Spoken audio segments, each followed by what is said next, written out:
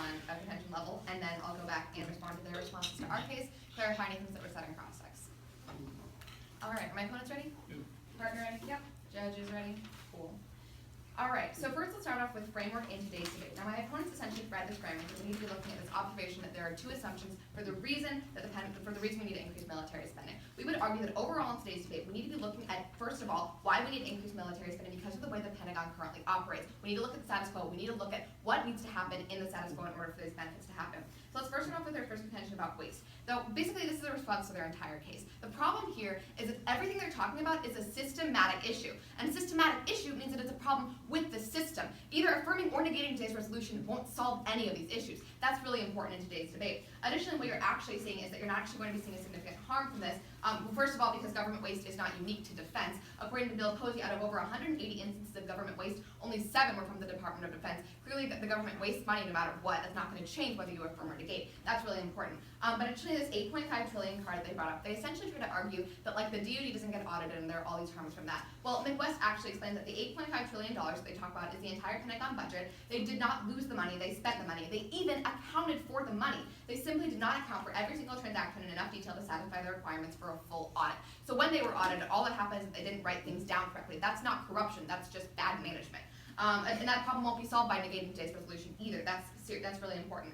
Additionally, they bring up this $125 billion card, and this is something that my partner talked about. But what you're actually seeing is that according to the Washington Post, 6 days later in 2016, what actually happens is that on further inspection, it turns out that those savings were over 5 years. So those impacts are actually much smaller than they talk about. Also, it's an annual savings of compared to 22% to 4%.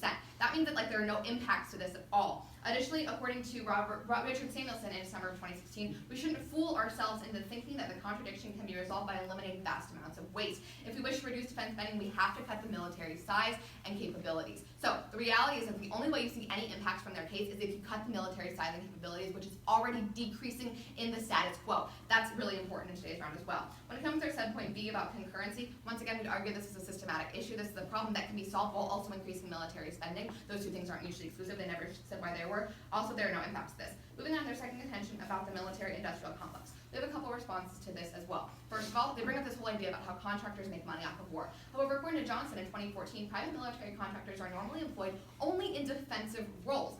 And are only expected to engage in combat if attacked. They're not generally used for offensive operations, therefore they don't gain any money off of war.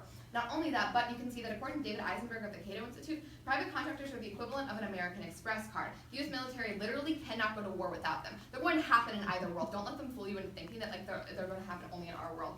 Additionally, what you can actually see is that if you increase military spending, you're going to reduce this reliance. According to Michael Laporte, significant budget cuts continue to constrain the capabilities and capacities of what operational level logistic forces can achieve and what may be outsourced to military contractors. The reason we use contractors is because they're cheap. And the reason we use them because they're cheap is because we don't have enough funding. So if we significantly increase funding, you're going to see you're not going to use those contractors anymore.